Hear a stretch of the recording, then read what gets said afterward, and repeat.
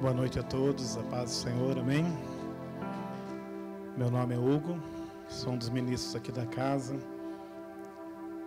E nessa noite queremos trazer um pouco mais da palavra de Deus sobre a sua vida. Quero saudar os irmãos que nos acompanham pela TV Rica, que em algum momento vão se expor a essa palavra, que Deus também possa falar e ministrar o teu coração. Quero convidar a igreja a ficar de pé. Esse é um tempo muito importante na nossa vida. Esse é um tempo de nós trazermos à existência os sonhos de Deus. Eu quero que você pegue na mão de pelo menos 4 pessoas nessa hora, antes de nós entrarmos na palavra. Eu quero que você pergunte o nome dessa família. Todas as famílias aqui têm um nome, tem o Silva, tem os Santos, a minha família é Moura. Pergunta qual é o nome dessa família. Fala, eu vou orar pela tua família agora. Eu vou interceder pela tua família agora. Amém? Todo mundo já se identificou aí? Com qual família que está do seu lado? Você não vai orar pela tua família, você vai orar pela família de quem está ao teu lado. E alguém vai orar pela tua família. Sabe por quê, irmãos? Quando nós começamos a orar para que trazer à existência os propósitos de Deus, os sonhos de Deus por outros, Deus também levanta pessoas para orar por nós. Amém? Deus levanta pessoas para orar por nós. Então não fique sozinho não, estou vendo o irmão sozinho. Fique com alguém, né? Pergunte o nome dessa família. Eu até pediria que você não ficasse num grupo muito grande, para você poder lembrar do nome das famílias que estão aí. No máximo 4, tá? Vamos orar ao Senhor então.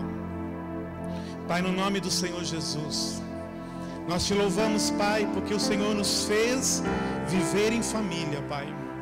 E nós sabemos, Pai, que a família não é um projeto dos homens, a família é um projeto teu, Senhor.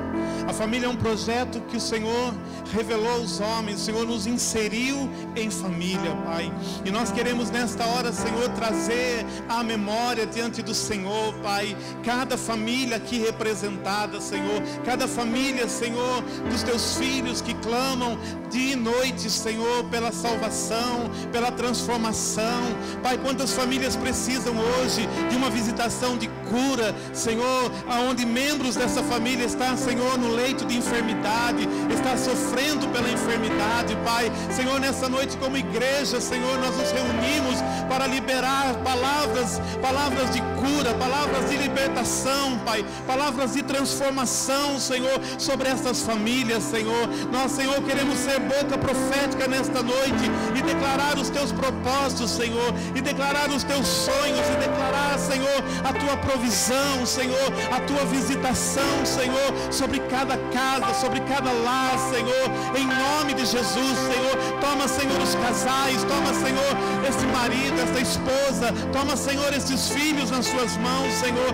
Visita, Senhor, essas famílias hoje, Pai. Traz restauração conjugal, traz, Senhor, este filho de volta para casa, traz, Senhor, restauração na vida dos filhos, Pai, em nome de Jesus, Pai. Nós sabemos que o Senhor é poderoso para restaurar famílias, o Senhor é poderoso para restaurar os pais aos filhos, os filhos aos pais, Senhor. O Senhor é poderoso para converter situações das mais adversas, Pai, e nós exercemos fé nesta noite, Pai. Nós cremos, Senhor, nós cremos que é possível pela oração, Pai, alcançar, Senhor, estas famílias. Nós cremos que é possível, Senhor, trazer os teus sonhos, trazer a existência, Senhor, os teus propósitos, Senhor, trazer a existência, Senhor, os teus projetos, Senhor, na vida de cada jovem, na vida, Senhor, de cada homem, de cada mulher, Senhor, em nome de Jesus, Pai. Nós cremos, Senhor, por isso nós apresentamos diante do Senhor nessa noite, em fé,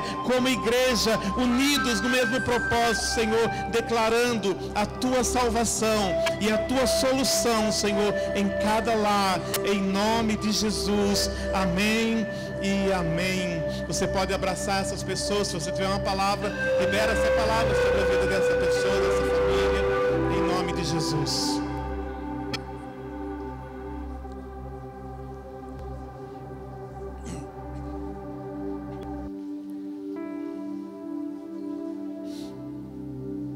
Quando nós vivemos como igreja, irmãos, nós nunca estamos sozinhos. Amém?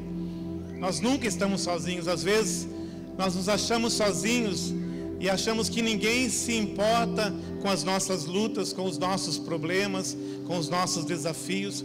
Com certeza essa pessoa que está ao seu lado, ela também tem lutas, ela também tem problemas, ela também tem desafios, mas quando nós nos colocamos na brecha em favor de pessoas, de vidas, Deus também levanta pessoas para orar por nós, para clamar pelas nossas necessidades.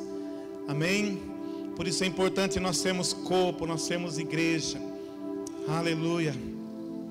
Glória a Deus. Nós estamos num mês muito importante para nós como igreja, o mês das primícias, e como já foi falado, não quero ser repetitivo, nós estamos numa semana da primícia das famílias. E como é importante nós pararmos para nós pensarmos nas famílias, pensarmos na nossa família e pensarmos naquilo que nós estamos fazendo, com tudo aquilo que Deus está nos dando para restaurar a nossa vida. Porque se Deus restaura a minha vida, se Deus transforma a minha vida, então a minha família está sendo transformada. Amém? Se Deus transforma a tua vida, se cada palavra que tem sido liberado aqui deste púlpito tem alcançado a tua vida e tem transformado a sua vida, com certeza a tua família está sendo transformada. Amém? Porque quando nós somos melhores, quando nós somos mudados na nossa essência, porque a nossa essência não pode ser mais Adão, a nossa essência é Cristo. Amém? Então a nossa família, eu ainda vinha conversando no carro, e a pessoa dizia assim para mim, a minha esposa precisa me ver agora em Cristo. E é assim mesmo que Deus quer fazer, que as pessoas que nos conhecem, nos vejam em Cristo. Eu quero ler algumas coisas que Deus foi colocando no meu coração. Na verdade, depois de muitos anos eu tenho tentado assim escrever algumas coisas que Deus vai falando. Normalmente eu ministrava de uma forma diferente, mas Deus tem me dado essa oportunidade de reaprender com Ele. Amém? E eu escrevi aqui: se tudo que eu ouço e aprendo não se tornar uma realidade em minha vida, isso não passará apenas de conhecimento. E o propósito de Deus para nós, irmãos, não é nos reunirmos aqui semana após semana para transmitir conhecimento. Tudo aquilo que nós temos ouvido, e às vezes algumas palavras são muito fortes, são muito assim, até mesmo violentas, né? Elas vêm sobre nós de uma forma muito forte, mas tudo isso é porque Deus quer nos transformar. Então aquilo que eu tenho ouvido, aquilo que você tem ouvido semana após semana, precisa se transformar em vida. Amém? Se transformar muito mais, partir do nível do conhecimento para o nível da vida. O grande problema do homem é que ele comeu da árvore do conhecimento, e até hoje as pessoas estão buscando conhecimento, e até mesmo dentro da igreja as pessoas estão procurando conhecimento.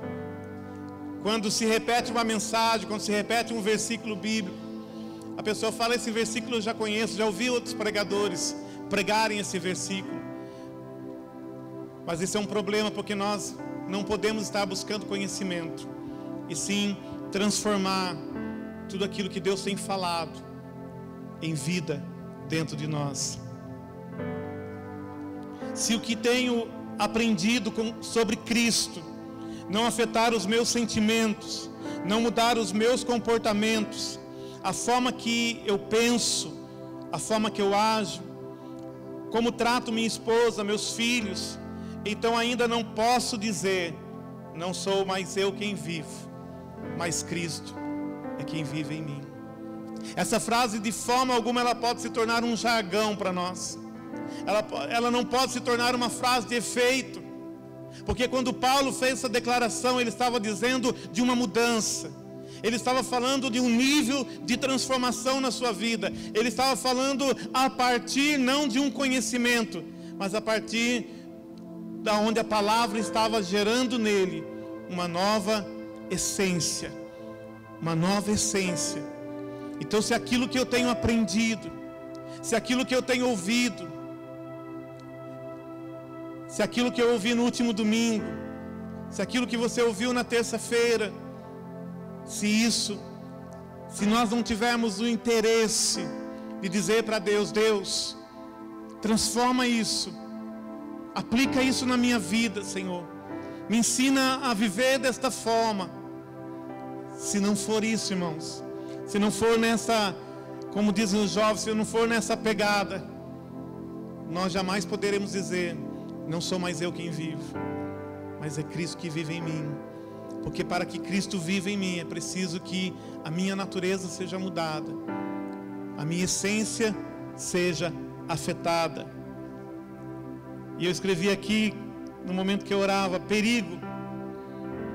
O engano da religião é uma arma poderosa do inimigo para nos frear no nível do conhecimento, sem que passemos para a prática do Evangelho.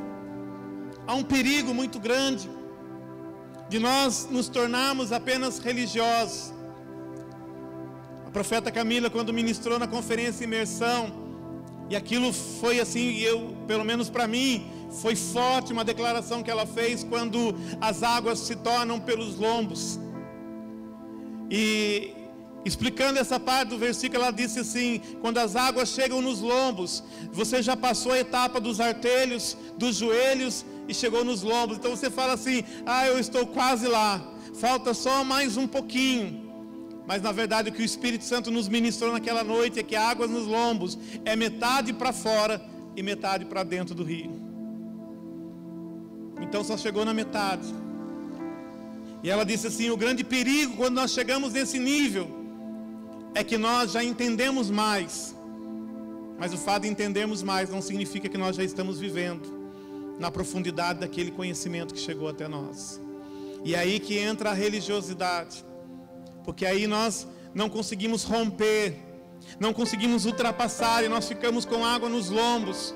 Nós ficamos com uma parte da nossa vida imersa em Cristo, mas com uma outra parte da nossa vida para o lado de fora desse rio de Deus. E não é esse o propósito de Deus. O propósito de Deus é que nós possamos entrar com tudo, que nós possamos mergulhar nas águas deste rio. Então há um perigo para nós de ficarmos neste nível. Nós fomos alcançados, nós fomos justificados, nós fomos lavados e purificados pelo sangue de Jesus dos nossos pecados, para não nos tornarmos crentes teóricos, mas para nós sermos um com Ele. Tudo quanto Jesus fez e tudo quanto nós estamos acessando, diga: eu estou acessando. Tudo quanto eu posso acessar no sacrifício de Cristo, na sua morte, na sua ressurreição, tudo quanto Ele fez por mim, por você, tudo isso na nossa vida, irmãos, não foi realizado apenas para que algo em nós fosse transformado, só algumas áreas. Não, tudo isso, irmãos, foi feito para que nós possamos acessar a plenitude de Cristo. O plano de Deus é que nós sejamos plenos. Digo, o plano de Deus para a minha vida é que eu seja pleno em Cristo. Eu não vou perguntar quantos de nós nos sentimos plenos em Cristo.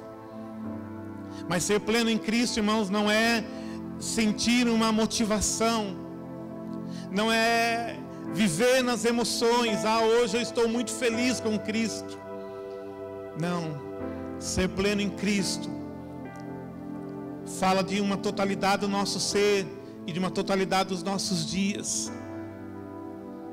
Ser pleno em Cristo é viver num dia da adversidade, confiando da mesma forma, na mesma intensidade dos dias bons.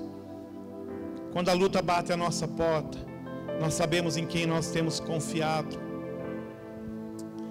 Mas para que isso aconteça na nossa vida, irmãos, nós precisamos nos desarmar. Diga, eu preciso me desarmar. É bem diferente do que o Brasil está vivendo, né? Hoje o que mais se vê falar no Brasil é que as pessoas querem se armar. E no Evangelho, o Senhor nos chama para nós nos desarmarmos. O apóstolo Cristiano costuma dizer: baixa a guarda, baixa a guarda, se desarme, porque os nossos achismos, irmãos, não vai nos levar a lugar nenhum. Não é o quanto eu acho, é o quanto eu sou nele. Amém? É o quanto eu já acessei nele. E como que eu sei o que eu acessei nele? É quando eu olho para a minha vida e eu começo a ver as mudanças, eu começo a ver a transformação que ele está produzindo na minha vida. O apóstolo Gustavo Lara, ele disse algo aqui na sua última ministração. Ele disse assim, que muitas vezes as pessoas de fora, as pessoas na igreja, as pessoas do seu trabalho, elas começam a olhar para você e elas começam a dizer assim: nossa, como a sua vida é transformada, como a sua vida é mudada. E ele dizia assim: isso acontece mesmo. Mas ele disse: o mais importante é quando a minha esposa pode dizer como a sua vida está sendo transformada. É quando o seu marido, para você mulher, pode dizer para você como a sua vida está sendo transformada. Porque as pessoas que realmente nos conhecem são aquelas que convivem conosco todos os dias. Às vezes é mais fácil para nós vivermos uma aparente realidade do lado de fora da nossa casa. Mas Deus tem nos chamado nesses dias a voltar para a nossa casa. Deus tem nos chamado nesse tempo a nós começarmos a olhar realmente para esse ambiente chamado casa, chamado lar, chamado família, para que nós possamos viver a partir desse ambiente, possamos experimentar aquilo que Deus tem para fazer em nós a partir desse ambiente.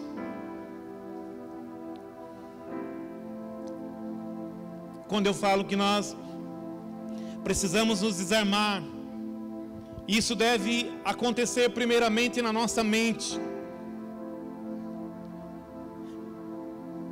Quando você compra um celular ou um aparelho eletrônico, com o passar do tempo, às vezes muitas informações, e você precisa dar um reset nele.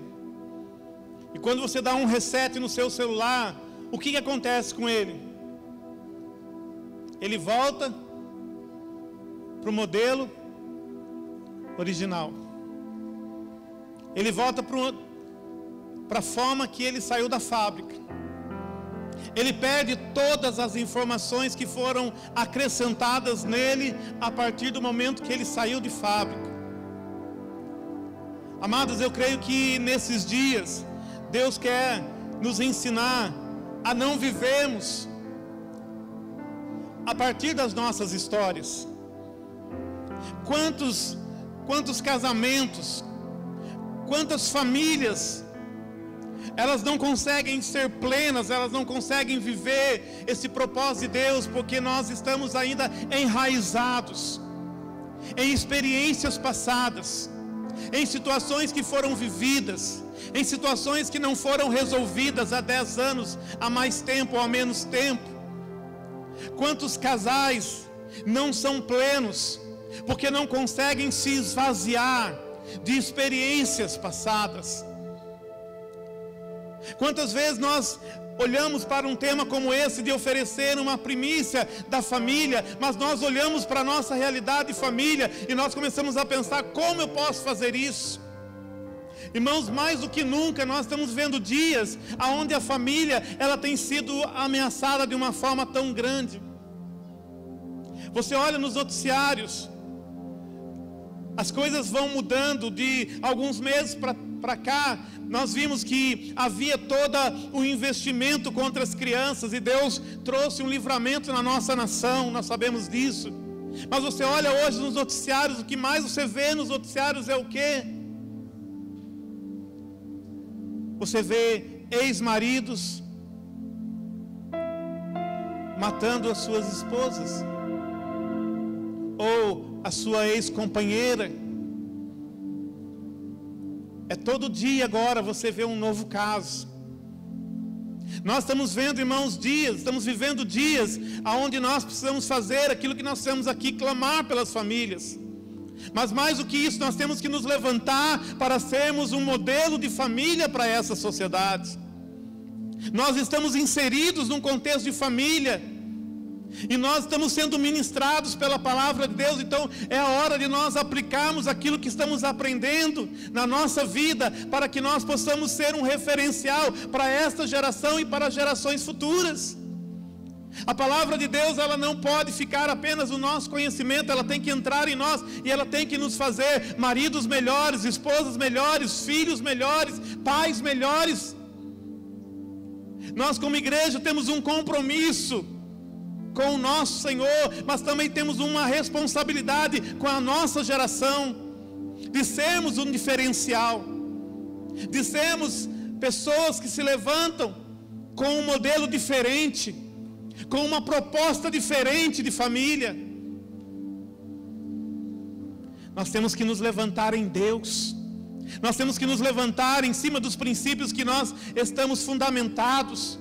E eu pergunto para você, quais são os princípios que você está fundamentado, no que você está baseando as suas decisões? Quando eu falo de nós darmos um reset na nossa mente, é nós removemos toda a estrutura de pensamentos que foi criado em nós. Quem aqui já ouviu uma pessoa dizer assim: ah, eu sempre fui assim, ah, minha esposa sabia que eu era assim, ah, meu marido sempre soube que eu era assim. E aí você quase canta aquela canção: eu nasci assim, eu vou morrer assim. E será que é esse o propósito de Deus para nossas vidas? Será até quando nós vamos ficar resistindo à palavra de Deus e não permitindo que o Espírito Santo use as sementes de Deus que têm sido liberadas para gerar em nós a vida de Cristo em nós? Ah, mas eu quero ser sim um crente melhor, eu quero dar uns glórias lá na igreja. Irmãos, não adianta eu dar um glória aqui na igreja, mas na minha casa eu não manifestar a glória de Deus. Deus não quer apenas que eu dê um glória aqui, Deus quer que eu manifeste a Cristo. O apóstolo Gustavo Lara disse isso: não adianta eu pregar belos sermões, não adianta eu cantar bonito, porque o que nós temos, que Deus quer em nós, irmãos, é manifestar o Cristo ressuscitado através de nós. Nós somos chamados para manifestar a Cristo. Então essa manifestação de Cristo, ela precisa acontecer em nós. E muitas vezes é preciso que eu passe por essa limpeza, removendo. Olha o que diz a palavra em 2 Coríntios 10, do versículo 3 ao 5. Eu vou ler alguns textos bíblicos nessa noite. Paulo diz assim: as armas com as quais lutamos não são humanas, pelo contrário, elas são poderosas em Deus para destruir fortalezas. E aí ele continua para falar dessas fortalezas: destruímos argumentos e toda pretensão que se levanta contra o conhecimento de Deus, e levamos cativo todo o pensamento para torná-lo obediente a Cristo. Amém? Paulo está dizendo assim: olha, nós temos armas, e elas são poderosas em Deus. E essas armas, elas são para quê, irmãos? Para nós vencermos uma guerra, para nós vencermos uma batalha. E aqui Paulo, ele explica que batalha é essa que ele está falando: destruir argumentos. O apóstolo Luiz Hermínio, ele costuma usar uma frase: quem é forte em argumento é fraco em arrependimento. Sabe por que muitas vezes há discussões na nossa casa? Por causa dos nossos argumentos. Porque nós somos fortes em argumentos, porque nós queremos provar que nós estamos certos, porque nós não queremos perder uma discussão, porque nós fazemos muitas vezes na nossa vida, no nosso casamento, no nosso relacionamento com os nossos filhos, campos de batalha, para provar que nós estamos certos, que o nosso argumento é melhor. E Paulo está dizendo assim: as armas da nossa milícia são poderosas para destruir essas bases de argumentação na nossa vida, para que nós possamos o quê? Uma vez removida essa argumentação, nós possamos manifestar perdão. Nós possamos manifestar o amor.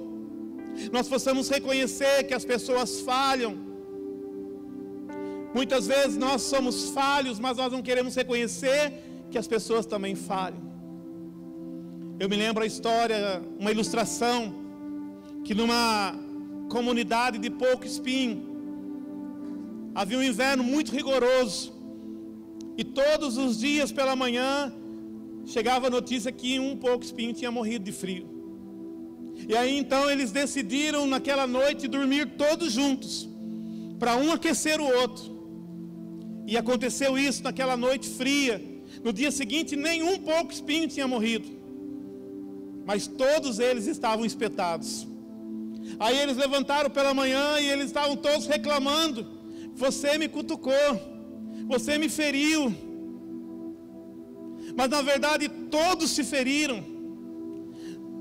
Mas é mais fácil, irmãos, nós olharmos para aqueles que nos ferem, sem perceber o quanto nós também ferimos. Porque nós vemos uma sociedade egoísta. Ah, porque você fez isso comigo, também não vou falar mais com você.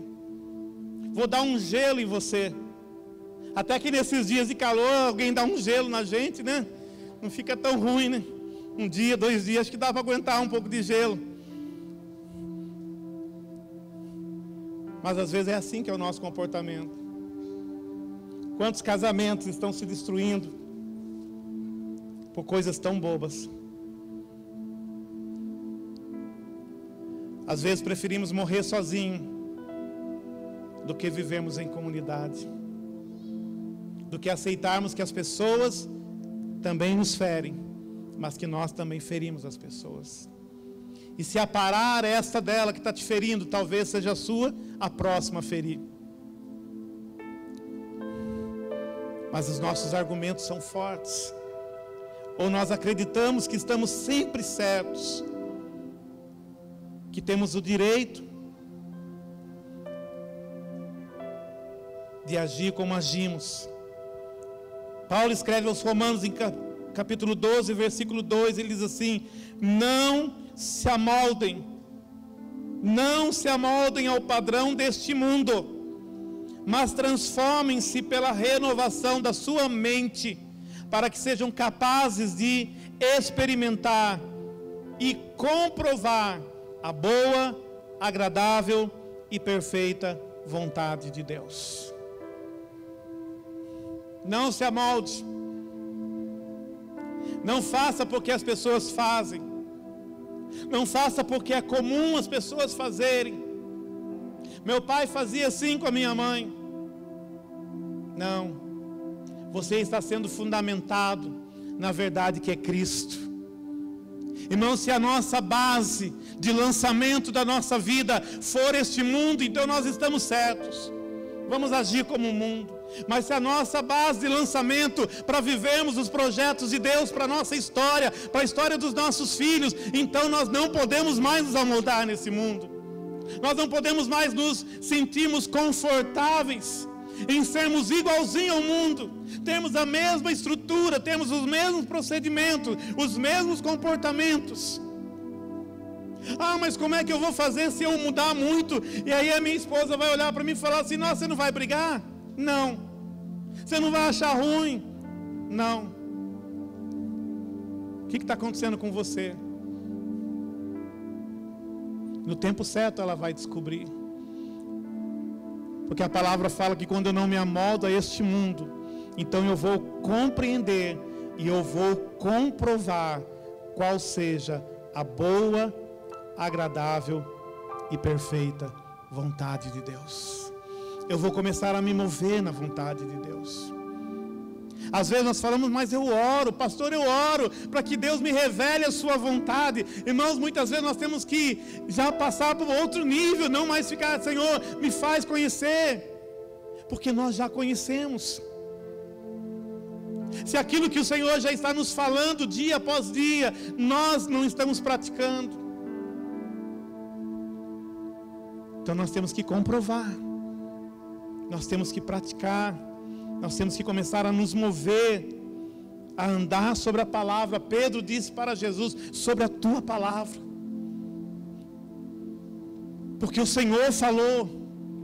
Senhor, o que o Senhor está falando contraria tudo.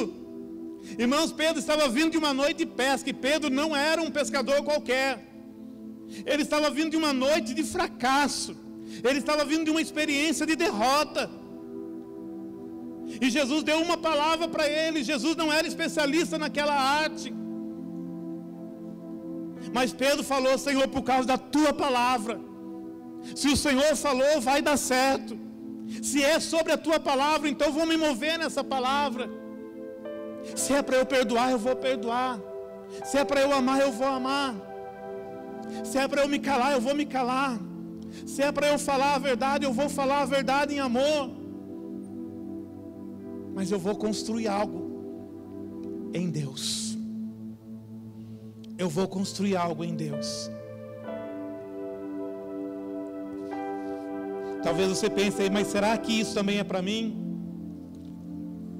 Será que isso se encaixa na minha vida? Jesus, ele revelou o coração do homem. Jesus, ele falou que o nosso coração, a nossa mente, nossos pensamentos, ele disse assim: olha, que esse lugar dentro de nós é um lugar de armazenamento, a partir de onde o nosso histórico pessoal de vida, nosso HD, está cheio de informações desnecessárias. Pastor, aonde o senhor tirou isso?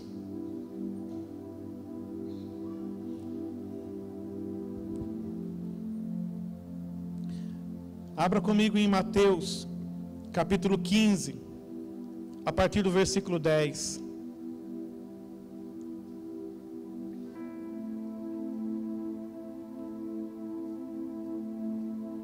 Jesus chamou para junto de si a multidão e disse: ouçam e entendam. O que entra pela boca do homem não o torna impuro, mas o que sai da sua boca, isso o torna impuro. Então os discípulos se aproximaram dele e perguntaram: sabes que os fariseus ficaram ofendidos quando ouviram isso? Ele respondeu: toda palavra, toda planta que meu Pai Celestial não plantou será arrancada pelas raízes. Deixem-nos, eles são guias cegos. Se um cego conduzir outro cego, ambos cairão no buraco. Então Pedro pediu-lhe: explica-nos a parábola. Será que vocês ainda não conseguem entender? Perguntou Jesus. Não percebem que o que entra pela boca vai para o estômago e mais tarde é expelido? Mas as coisas que saem da boca vêm do coração, e são essas que tornam o homem impuro. Pois do coração saem os maus pensamentos, os homicídios, os adultérios, as imoralidades sexuais, os roubos, os falsos testemunhos e as calúnias. Essas coisas tornam o homem impuro, mas o comer sem lavar as mãos não torna o homem impuro. Olha que tremendo isso. Jesus estava dizendo para eles: por quê? Porque os fariseus analisavam tudo de fora para dentro. Mas aí Jesus chega e fala assim: vocês estão fazendo uma análise de uma forma errada. Vocês estão fazendo como os fariseus fazem. Vocês estão analisando as atitudes, as práticas. Mas Jesus estava falando assim: mas você tem que analisar é o que brota do coração. É o que sai do homem. Irmãos, muitas vezes que está guardado dentro de nós. Sabe quantas vezes, eu não sei se aconteceu com você, mas você se deparou com algo na sua vida e você falou assim: meu Deus, ainda tem isso em mim. Sabe quando você está ali na presença do Senhor e o Espírito Santo começa a abrir os seus olhos para algumas realidades?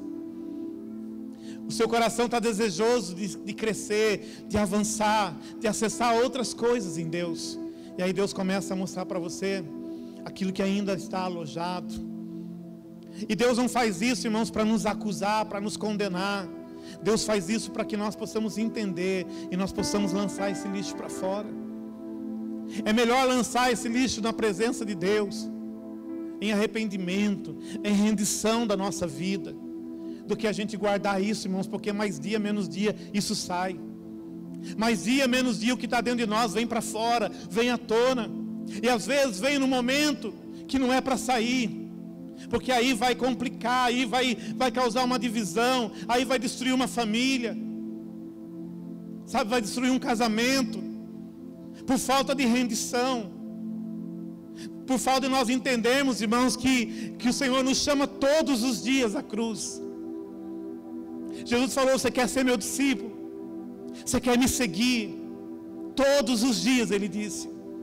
Não é de domingo a domingo, não é de vez em quando der vontade. Ele falou: todos os dias, negue-se a si mesmo, tome a tua cruz, ou vá à cruz e morra mais um pouco. Renuncia a isso, nega isso, joga para fora, lança na cruz, lança no Senhor e fala: Senhor, eu não posso mais ser assim. Senhor, isso é do velho homem. Senhor, meu pai era assim, meu pai traía minha mãe, mas eu não vou trair a minha esposa, e vice-versa. Meu pai tratava assim, meu pai me tratava assim quando na minha infância, na minha adolescência. Quantos de nós pais muitas vezes nos vemos tomando os mesmos posicionamentos, e às vezes até falamos a mesma frase, do jeitinho que a gente ouvia. Eu me lembro uma vez que eu fui repreender a minha filha, e quando eu falei uma frase de repreensão sobre ela, parece que eu escutei no templo, irmãos, aquela frase. E eu falei: meu Deus, como essa frase me doía na minha adolescência. E eu agora aqui repetindo a mesma frase. Sabe por que eu estava repetindo, irmãos? Porque a boca fala do que o coração está cheio. Como é que eu mudo isso, pastor? Me rendendo. Me rendendo. Pastor, como eu posso ser um marido melhor? Me rendendo. Como é que eu posso ser uma esposa melhor? Me rendendo. Como é que eu posso ser um pai melhor, uma mãe melhor? Me rendendo. Como é que eu posso ser um filho melhor? Me rendendo. Eu estou falando para uma classe de pessoas que tem confessado a Cristo como Senhor da sua vida. Amém? Nós não vamos falar aqui de métodos, 10 passos para melhorar o seu casamento, não. Nós vamos falar para você, a receita é uma só, é nos rendermos a Cristo, é reconhecermos, irmãos, que se da nossa boca está saindo o que não é para sair, não tem outro jeito, mais cedo ou mais tarde vai sair porque está lá dentro. Então é melhor sair lá no teu quarto, no momento que você está rendido ao Senhor, naquele momento que o Senhor te pega mesmo, às vezes aqui no culto. Às vezes no momento de adoração, você está aí adorando, e o Espírito Santo vem e começa a falar com você, e começa a dizer para você: filho, isso não me agrada. Sabe, às vezes nós seguramos, às vezes nós não queremos nos render, não queremos chorar em público. Então faz o seguinte, sai, vai no banheiro, entra lá no box do banheiro e começa a derramar o seu coração diante do Senhor. Sabe, às vezes você está do lado da sua esposa, do lado dos seus filhos, e você não quer demonstrar isso, você acha que é fraqueza. Não, irmão, isso não é fraqueza, isso é rendição, é entrega da nossa vida. São nesses momentos, irmãos, que a gente vai nos rendendo ao Senhor, que nós vamos nos tornando mais fortes. É nesse momento que o Senhor começa a se apropriar da nossa vida e começa a governar a nossa história. É aí que você vai começar a experimentar verdadeiras mudanças na sua vida. Sabe, esse é o tempo de nós vivermos verdadeiras mudanças. Deus pode fazer de 2019 um ano de verdadeiras mudanças na nossa vida. Amém? De verdadeiras mudanças no nosso lar. Pastor, a minha família está tudo bem, na minha casa tudo bem, meu irmão, pode estar até tudo bem, mas Deus pode fazer ficar melhor. Porque às vezes o nosso está tudo bem é porque a gente não está brigando. A gente pode não estar brigando, irmãos, mas pode também não estar edificando o propósito de Deus dentro do nosso lar. Na minha infância, eu gostava muito de pescar com meu pai. E até hoje gosto quando dá para fazer isso. E eu me lembro que a gente fazia um trajeto para ir pescar. E nesse trajeto tinha uma mina d'água. A gente chamava de bica. Uma bica d'água. E era tão gostoso para mim, como na minha lembrança da minha infância, da minha adolescência. Na ida e na volta a gente passava nessa mina d'água para beber água.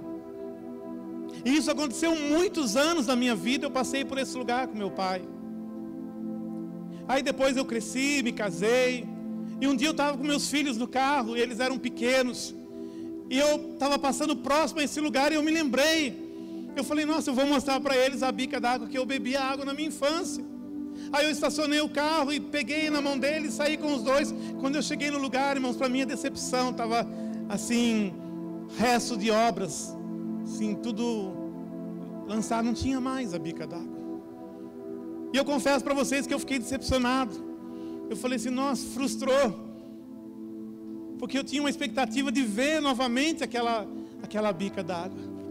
E mostrar para os meus filhos e falar um pouco da minha história.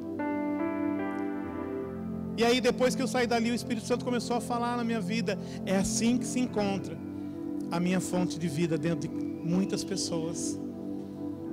A gente não percebe, mas vai entulhando. A gente não percebe, mas as experiências negativas da vida você vai acumulando lixo, entulho na sua vida. Jesus falou para a mulher samaritana, se tu soubesses que quem te pede de beber, você me pediria, eu te daria água viva. E essa água que eu te der, pode se tornar dentro de você, vai se tornar dentro de você uma fonte, e uma fonte que jorra para a vida eterna. Quando nós começamos a nossa carreira em Cristo tão bem, com uma água jorrando dentro de nós, uma alegria no Senhor, uma vontade de crescer, um desejo de crescer em Deus, servir a Deus, apaixonados pelo Senhor, apaixonados pela obra de Deus. E aí no passar do tempo, irmãos, as coisas foram se esfriando. Ah, pastor, mas eu vivi muitas situações na minha vida. Eu passei por muitas experiências, assim também no casamento. Tão apaixonado quando se casou, um para com o outro, um brilho nos olhos. Mas aí se passaram uns anos, aquele brilho foi se perdendo. Por quê? Ah, pastor, tantas experiências foram acontecendo. E você permitiu que foi sendo jogado entulho naquela fonte de água viva que brota de dentro para fora. Muitas vezes isso tem acontecido na nossa vida, na história de muitos de nós. Mas se tem sido assim a sua história, irmãos, eu creio que esse é o tempo de trazer a existência toda a restauração de Deus para as nossas vidas, toda a restauração de Deus para os nossos casamentos, para as nossas famílias, amém? Amém? Eu não quero colocar peso sobre a sua vida,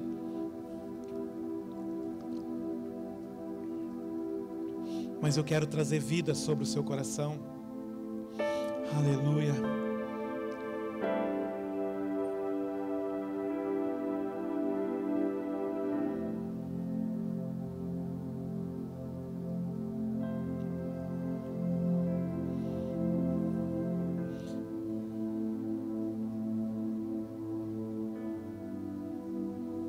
Abra comigo em Mateus 7, 24.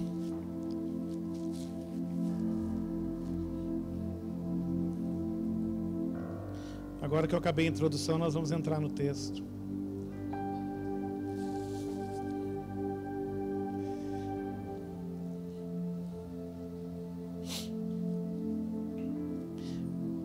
Portanto, quem ouve essas minhas palavras e as pratica é como um homem prudente que construiu a sua casa sobre a rocha. Caiu a chuva, transbordaram os rios, sopraram os ventos e deram contra aquela casa, mas ela não caiu, porque tinha os seus alicerces na rocha. Mas quem ouve estas minhas palavras e não as pratica é como um homem insensato que construiu a sua casa sobre a areia, e caiu a chuva, transbordaram os rios, sopraram os ventos e deram contra aquela casa, e ela caiu, e foi grande a sua queda. Quando Jesus acabou de dizer essas coisas, as multidões estavam maravilhadas com o seu ensino. Amém? Quantos conhecem esse texto? Não é um texto difícil de nós termos ouvido alguém ministrar. Jesus, ele faz uma comparação de duas realidades.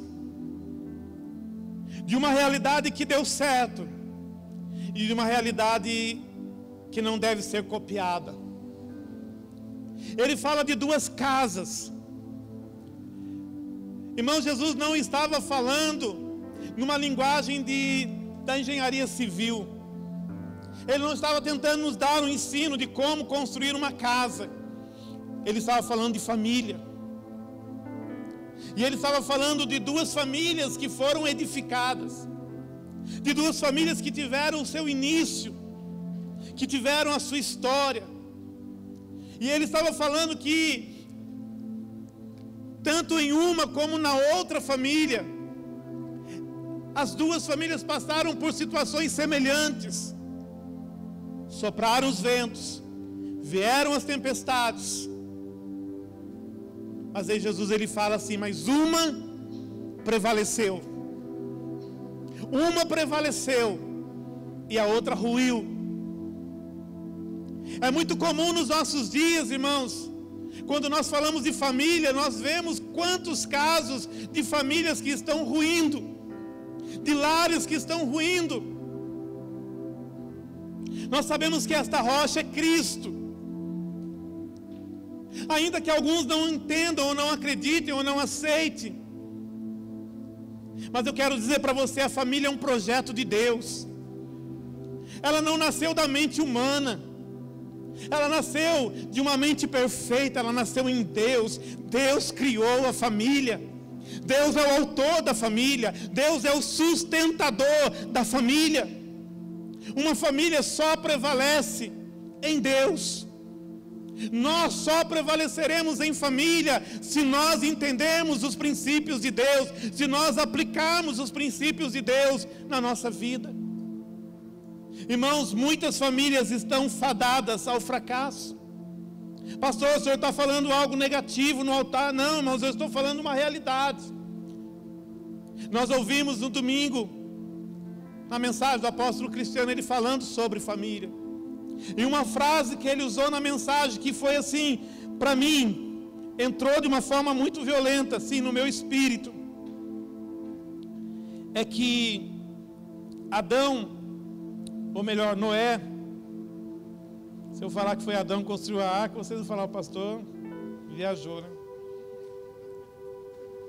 Noé, ele não foi chamado para construir uma grande arca, um grande ministério. Noé foi chamado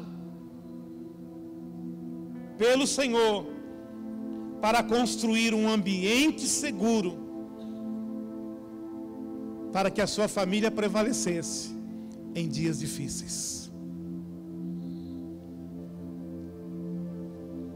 Eu não sei como isso entra no seu espírito. No meu espírito, assim, entrou de uma forma muito forte. O que nós estamos construindo? Um grande ministério? Ou nós estamos construindo um ambiente seguro para que as nossas famílias prevaleçam nos dias difíceis? Será que nós, homens, como sacerdotes, qual é a nossa preocupação como servos de Deus, como filhos de Deus, dentro da casa do Senhor? É sermos levantados para um grande ministério. Deus pode fazer isso. Deus pode pegar você aqui hoje e levar você para as nações. Deus pode. Mas será que é esse o maior projeto de Deus para a sua vida? Por muitos anos, as famílias pastorais foram preservadas. Mas nos últimos anos nós estamos vendo as famílias pastorais sendo destruídas. Nos últimos 10 anos nós começamos a ouvir tantos casos de divórcio no meio dos pastores. Sim, de renome na nossa nação. Pastores que estavam na televisão começaram a se afastar da televisão porque haviam casos de adultério, de destruição da família. Noé, ele é um protótipo para os nossos dias. Deus está nos chamando, irmãos, para levantar um ambiente seguro. Um ambiente seguro para que as nossas famílias passem pelos dias difíceis, passem pelas tribulações, para que os nossos filhos, eles não sejam levados pelas águas deste mundo. Nós, pais, precisamos construir um ambiente seguro. Os casais precisam se voltar para construir um ambiente seguro, para que os nossos filhos sejam guardados. E é tão tremendo que a arca que Noé construiu, só a sua família entrou. Às vezes nós estamos preocupados, e como igreja, como corpo, nós estamos preocupados em ganhar as nações, sim, de levar o evangelho para as nações, sim. Mas nós temos que ter uma arca para a nossa família. Nós temos que construir um ambiente seguro para a nossa família. Porque como a palavra que Jesus disse, sobre todas as casas sopram os ventos, vêm as tempestades, mas só aquela que está edificada em Cristo vai suportar, vai prevalecer nesses dias. E por que a palavra fala isso, irmãos? A palavra fala que existe dia mau.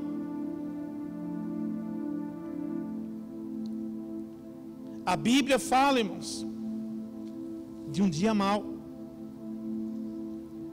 A Bíblia fala que o vento vem, que a chuva vem, que o dia mau vem para todo mundo.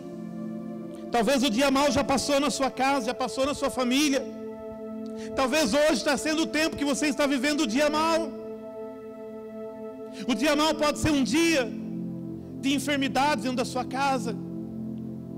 O dia mau pode ser um tempo onde você está vivendo um desemprego, a dificuldade financeira. Quantos lares se desfazem nesse tempo? Dia mau pode ser tantas coisas. A minha prioridade não é falar do dia mau, mas é dizer que existe um dia mau. Efésios no capítulo 6, versículo 13, Paulo diz assim: por isso, vistam-se de toda a armadura de Deus, para que possais resistir no dia mau, e permanecerdes inabaláveis, depois de terem feito tudo. É interessante, irmãos, que esse versículo da armadura de Deus, isso foi algo que me veio hoje quando eu preparava. Já ensinei muitas vezes sobre a armadura de Deus, mas o contexto, nós sabemos que quem colocou capítulos e versículos na Bíblia não foi Deus. Foi muito depois escrito que foi colocado. Por isso existem muitos textos que estão divididos, que se termina um capítulo e começa outro, mas o contexto ali não mudou. E esse texto que fala de dias maus e que fala da armadura, se você for ler todo o contexto, está falando de família. Está falando dos maridos, está falando das esposas, está falando dos filhos, está falando dos servos, porque naqueles dias as pessoas que serviam as casas. E aí no meio desse contexto todo, o Senhor começa a falar de uma armadura. Sabe por quê, irmãos? Porque a maior guerra que nós vivemos é dentro da nossa casa. Ah, pastor, então eu sabia que eu estava em luta com a minha esposa. Não, não é essa guerra. Esse é o problema de nós não nos vestirmos da armadura e não sabermos da guerra que nós estamos lutando. Porque Paulo fala assim: a nossa luta não é contra a carne e o sangue. A tua luta não é contra o seu marido, a tua luta não é contra a sua esposa, não é contra os seus filhos. Mas é contra aquele que se levanta contra a nossa família. É aquele que se levanta para destruir o projeto de Deus, que se levanta para destruir os sonhos de Deus na sua família, na vida dos seus filhos. E é por isso que Paulo fala assim: olha, vocês depois de terem feito tudo, vocês possam permanecer inabaláveis no dia mau. O dia mau vai chegar, o dia mau vai passar, o vento vai soprar, a chuva vai vir, mas se nós estivermos firmados em Deus, nós vamos subsistir, nós vamos vencer, nós vamos estar firmados na rocha, e esse dia vai passar, e Ele não vai deixar lembrança para nós, porque nós vamos permanecer no Senhor. Amém? Porque nós vamos conseguir desfrutar de Deus até mesmo nos dias maus. Davi falou assim: ainda que eu passe pelo vale da sombra da morte, eu não vou temer, porque o Senhor está comigo, porque eu estou nele, Ele está em mim, eu estou nele, nós somos um. E pode soprar o vento, pode vir a tempestade, mas a minha casa está firmada em Deus, está firmada no Senhor, está firmada na rocha. Aleluia. Para nós terminarmos essa mensagem,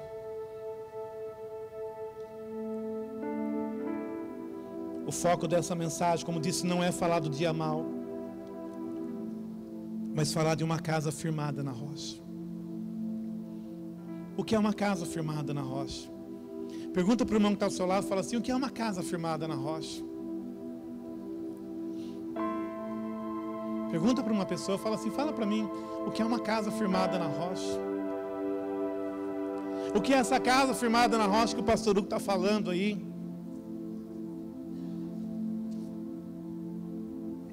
Há muitas coisas que podem ser faladas, que podem ser aplicadas.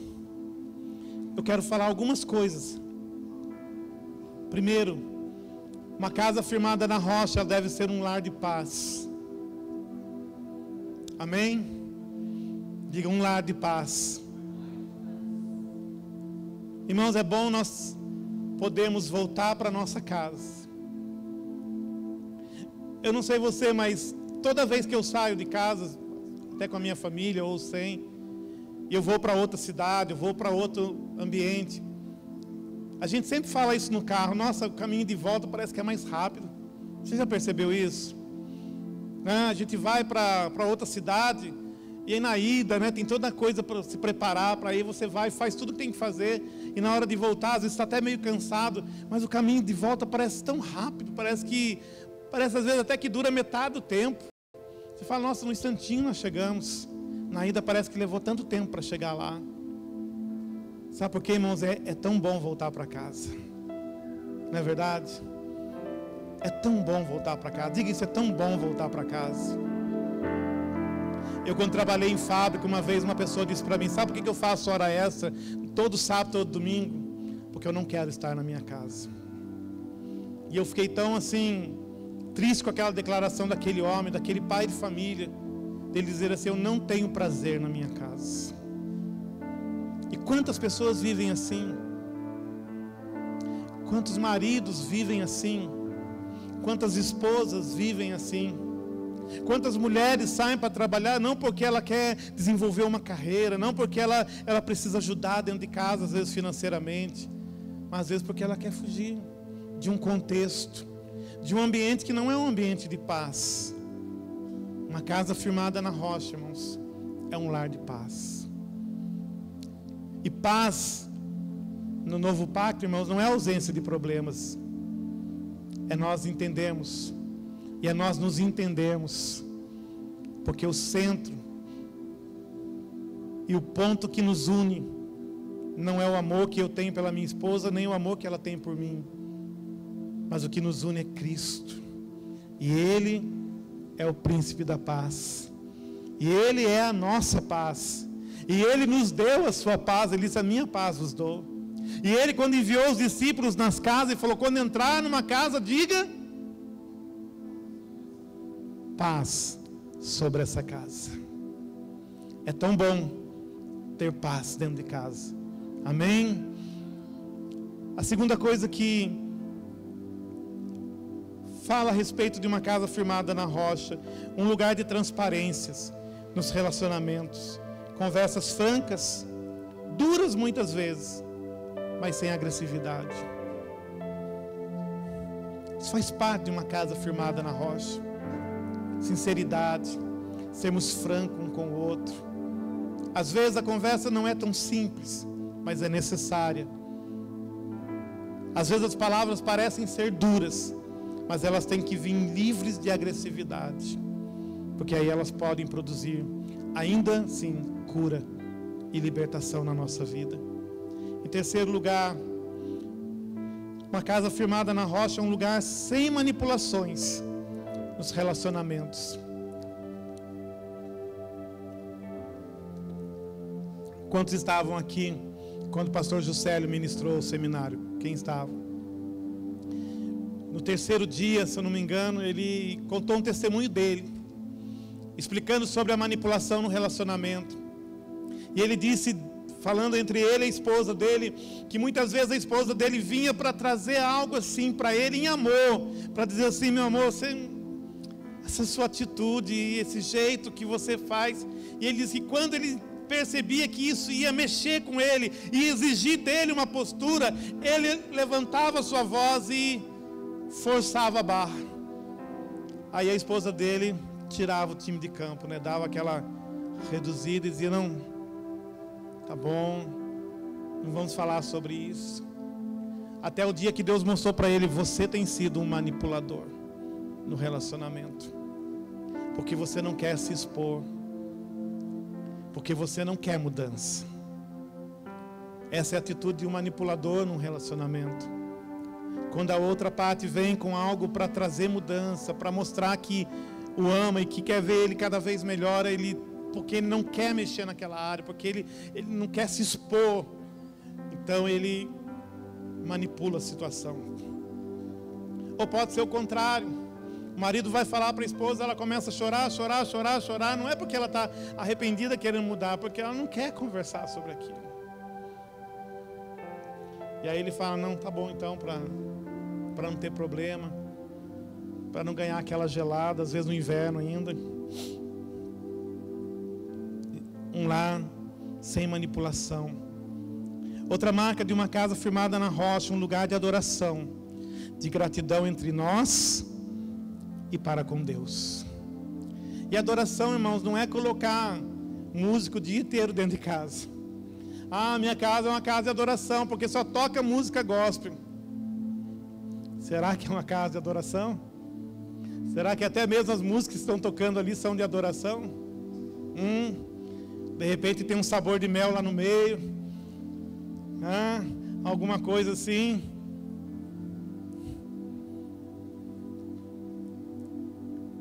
Irmãos, um lar de adoração não quer dizer que toca-se música o dia todo. Não é errado você deixar um ambiente com música, é gostoso, eu gosto disso, né? Eu gosto logo assim pela manhã, eu gosto de ligar na TV lá e deixar algumas músicas tocando, fazer uma seleção de música, mas isso também não significa somente isso, que já é um lar de adoração. Um lar de adoração onde as pessoas que ali moram, ali habitam, são pessoas que aprenderam a adorar o Senhor. Tem um coração de gratidão um para com o outro. Nós temos que aprender isso. Deus está nos ensinando nesses dias a sermos gratos. Uma das tarefas que o apóstolo Hélio nos deu aqui na semana de gratidão foi isso, foi agradecermos as pessoas, o bem que está nos fazendo, e sermos gratos a Deus, dentro da nossa casa, sem reclamações, sem murmurações, sem gritarias. Às vezes, irmãos, o ambiente é um ambiente cheio de gritaria. O pai quer corrigir o filho a 30 metros de distância.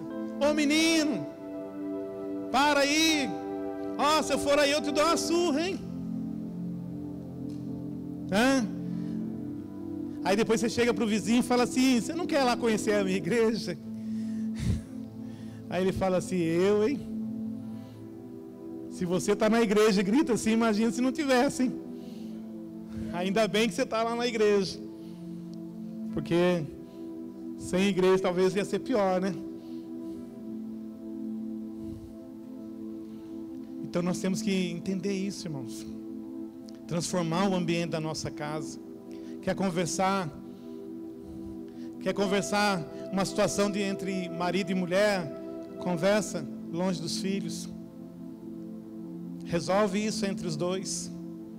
Deixa os filhos de fora. Quer corrigir o filho? Vai até o filho. Ah, ele é muito pequenininho, ainda é pequeno, abaixa. Olha nos olhos. Entona a sua voz de uma forma que ele entenda que você está ficando meio bravo com ele, sim, mas sem gritar. Corrige o teu filho. Fala para ele que ele não pode fazer aquilo. Ensina o teu filho. Ah, mas como é que eu vou fazer isso na hora do futebol? A criança está lá no quintal gritando lá. Tá os dois irmãos no quintal. Mãe, ô pai. Aí o pai já grita lá da sala. O que foi? Ó, se eu for aí, hein?